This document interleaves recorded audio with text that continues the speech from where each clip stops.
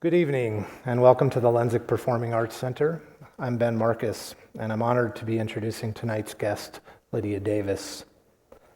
Ms. Davis is the author of 4 collections of short stories, a novel, and several highly lauded translations of literature into English, including Flaubert's Madam Bovary and the first volume of Proust's In Search of Lost Time, Swan's Way.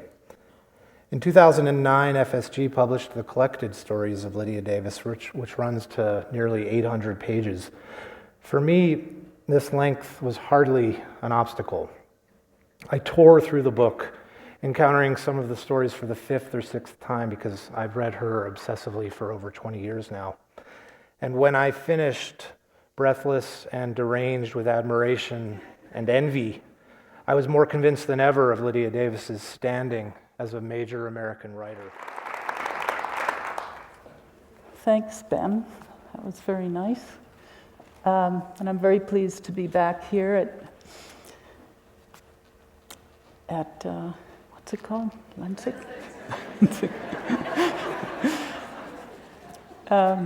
And Santa Fe and the Lannan Foundation.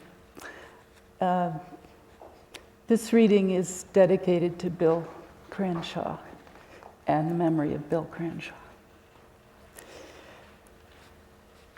I'm going to read mostly new work, but I'll start with one from the collected stories. But I generally like to read more recent work. Of course, I've been reading this new work, for a few years, so it's not that new anymore. But it's still relatively new, and some is brand new, just worked on the way here. So this feels like a cup game or a bean game here. Let's see if I can drink all of them in the course of the reading. So the first that's from the collected stories is called Jane and the Cane. Mother could not find her cane. She had a cane, but she could not find her special cane. Her special cane had a handle that was the head of a dog. Then she remembered Jane had her cane. Jane had come to visit. Jane had needed a cane to get back home. That was 2 years ago. Mother called Jane. She told Jane she needed her cane. Jane came with a cane. When Jane came, Mother was tired. She was in bed. She did not look at the cane. Jane went back home. Mother got out of bed. She looked at the cane. She saw that it was not the same cane.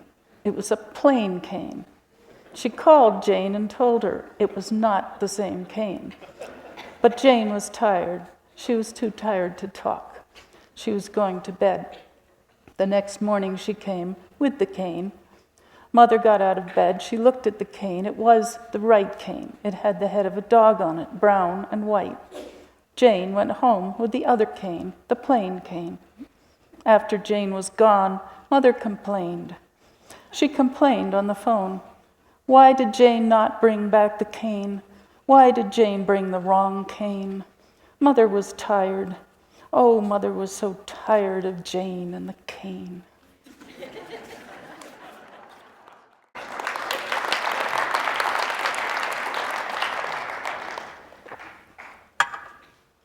I think I was influenced by the readers, the first grade readers,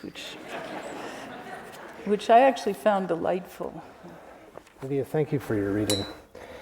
Could we go back to the beginning for you when you were first seriously writing fiction, and could we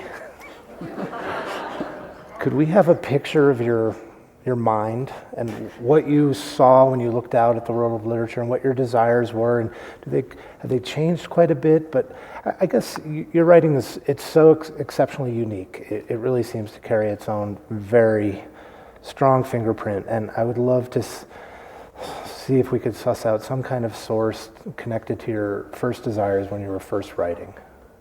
Yeah, well, I suppose I can try. It would be a long story, so I won't go into as much detail as I could, but I guess I emulated certain writers. Well, see, I want to go back even further. Let's see, when I was 7 years old. No, I never thought of being anything but a short story writer, although I wrote poetry and read poetry. I emulated writers like Kafka and Beckett. I didn't read a lot of contemporary fiction. That's what I realized later, except for my friends' work, strangely. I mean, we would read each other's work. But I would read someone like Beckett and really study how he put his sentences together. Mm-hmm. How do you do that, and how could I do it? And there was a very intensive group, really, of writers among my friends.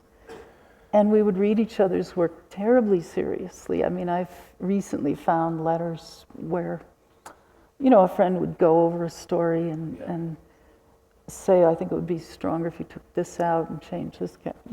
I mean...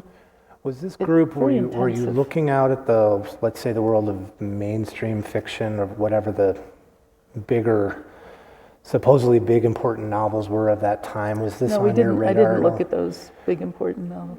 I didn't look at mainstream fiction and didn't look at our contemporaries. I don't know why, but somewhere I got the idea that, okay, you study the great masters. Right. And you don't study X and Y that just came out last year.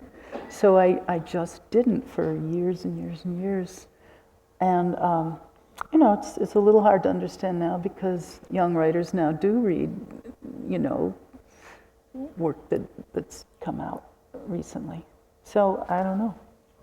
Okay. And was this, let's say, the essayistic mode, the quizzical, analytic mode, was it there from the start for you? When you assembled your collected stories and you looked at those earliest stories, did you have any urge to return to them, to play with them, to... That's about 6 questions at once. It was 4. 4 questions, okay. Because I thought of something else to say about the first one. See if I can keep all this in my head.